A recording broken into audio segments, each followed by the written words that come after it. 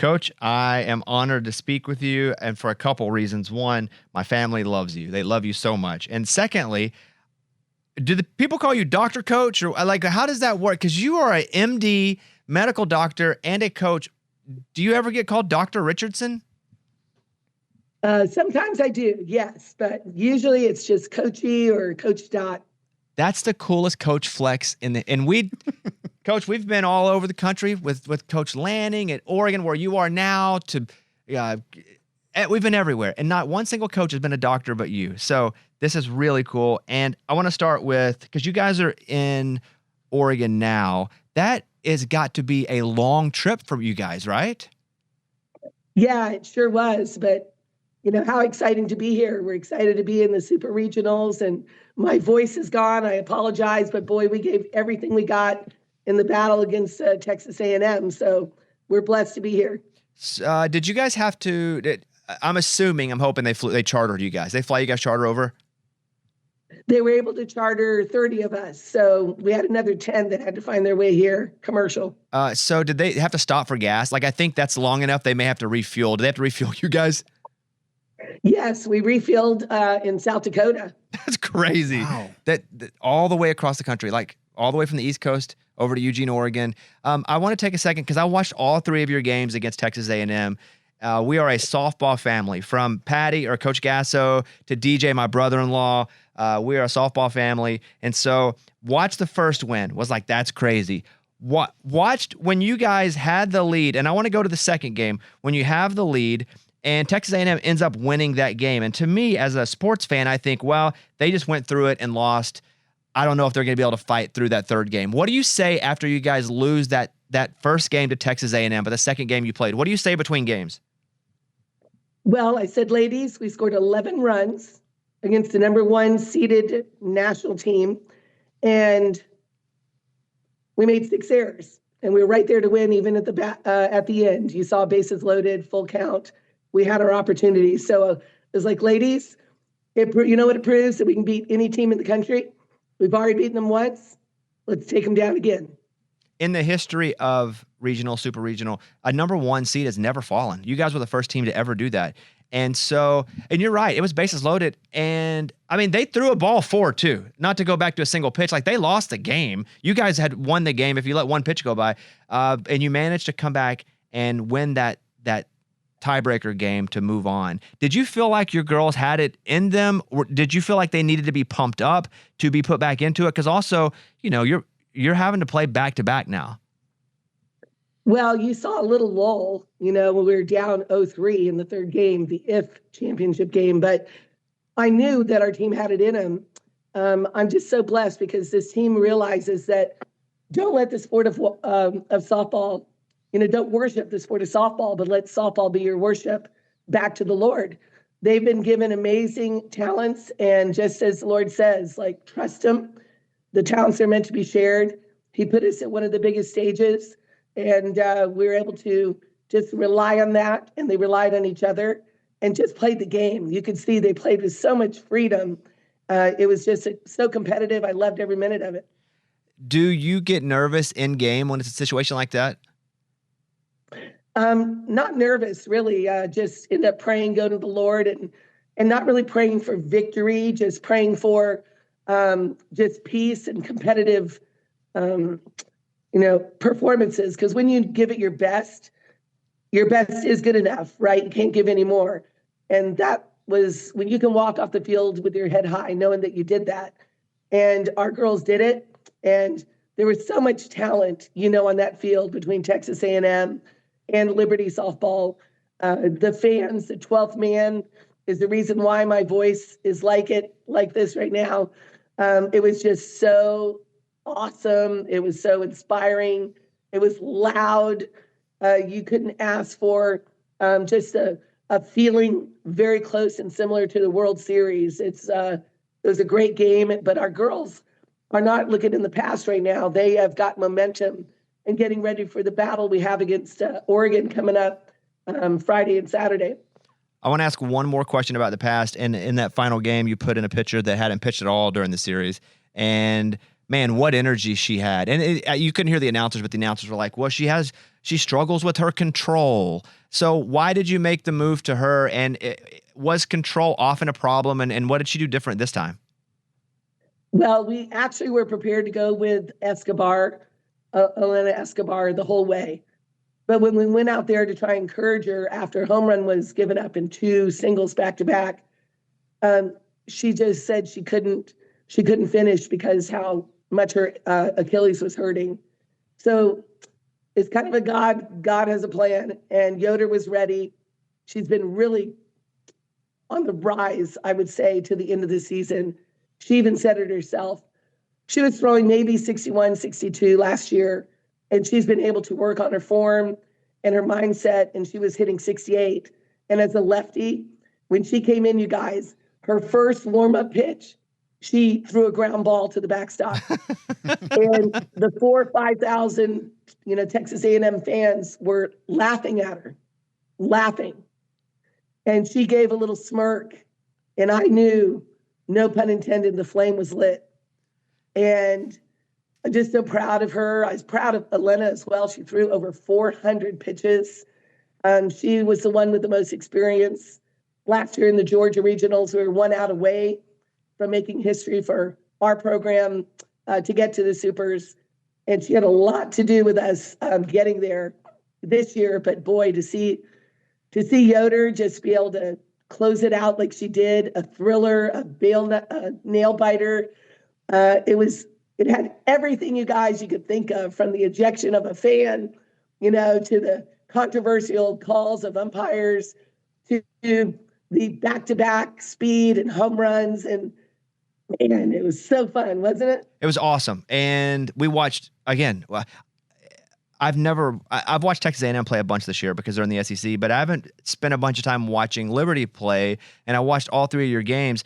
And so the 2 questions, one about Escobar, when she came off, she was crying a bit. She was emotional. Is it because her Achilles was hurting her so bad and she wanted to stay in the game? Is that why? Yes, that's why. I mean, Elena she wanted to finish it out. This is her senior year. And, when you play games like that, you never know which way they're going to go. And so for her, she wanted to give it more. She gave it everything she got. And our plan was not to take her out, actually. But she recognized it was just too much. It just hurt her too much. And it shows the competitiveness within her. Yeah, and I didn't know that's why it was. That makes a lot of sense. You've been at Liberty for, I guess, 12 years now because you started in 2013. Is your faith a big reason that you found Liberty to be such a great home for you? Oh, absolutely. Without a doubt. I mean, I was asked to run for mayor, county commissioner, U.S. Senate for the state of Florida. I thought the Lord's path for me at this time in my life was to be in politics. And so my husband and I were talking about it, and I said, okay, but I'm going to go to the Lord first. And as I did, I said, Lord, just make it perfectly clear where you want me to be. The next morning, I got a phone call from the largest Christian university in the world, Liberty, from their athletic director, who asked me to coach. And at the end of the conversation, I said, I have never head coached in college before. I'm not sure if you realize that. So I'm definitely humbled by this opportunity. But he said, we realize that, but we feel the Lord is leading us to you. And everything that happened in the movement and the decision to do it, we just knew that the Lord had his hand on it. Very humble beginnings at Liberty when I was there just 12 years ago. To see the growth of the university, the support of athletics. I'm sure everybody has seen what Liberty's been able to do between football, basketball, you name it, field hockey, lacrosse, softball, baseball, just keep going on, basketball. And we're just so supported there. But I think, when the Lord is leading you, he tells you you'll have this peace that transcends all understanding. Because you might go, a softball coach, but you guys, it's so awesome to be able to be at a university who just stands for training champions for Christ. And to have Jesus Christ, our Lord and Savior, as the center of it all. I'm able to just share my faith and also grow my faith, be able to evangelize, to be able to help these young girls as they are brought to us by the Lord for different reasons. It's more than just softball. And so to be able to help them find the answers, right? And that is, it's just been a blessing. And to see it all come together each year, getting stronger and stronger, trusting the Lord more and more. He's faithful. And you guys, it's not just about winning. It's really about changing lives and be able to Jesus said, you're either for me or against me, right? There's no lukewarm. So realize that Jesus paid it all. He paid it all on the cross for our debt. He died, gave his life up, buried 3 days, and rose from the dead to overcome death, which Satan had put on the world and on humanity to try and screw up God's plan. We're meant to live forever. And so we are fallen people. We're all sinners and fall short of the glory of God. But Jesus gave us a way to make it better, to get closer to the Lord. And when we stop just thinking about living our day-to-day life and those type of things, but have a soul-searching, what is life really about? So through the sport of softball, God has been able to open that door for me to be able to just worship him in a way that he's given back so much to me through a sport I love so much, to impact the lives of not just these young girls, but all who are watching and be an impact, to really soul search, enjoy the game, enjoy the competition. It's awesome. But there's a competition for our souls. So what team are you on? And we know the winning team. It's God. It's not Satan, the Antichrist and false prophet and the demons and those that are non-believers. So yeah, it's so awesome to be able to be woken up, if you would. When COVID hit, I just said, what does the Lord say about this? There were even non-believers that you probably know that were like, what is going on? And God has given us the answers of what are going on. And so I just encourage everyone, seek the answers. Enjoy the life we've been given, because that is a huge gift. But the biggest gift is, and the biggest blessing is Jesus Christ, paying it all for our debts. And just accept him. And when you do, man, you're just free. You know, your life has a whole nother meaning, because we know there's more than just the life we have in this earth. So we'll be on a new earth, new heaven, and it's going to be exciting. And right now, I'm just so humbled, you guys, just so humbled and honored to be a part of a team that is the strongest team we've ever had to this point. And they are just building a legacy. I have two final questions, and one, if you'll indulge me for a second, you did hit the home run that won the gold medal in the gold medal game. That was you. You felt it.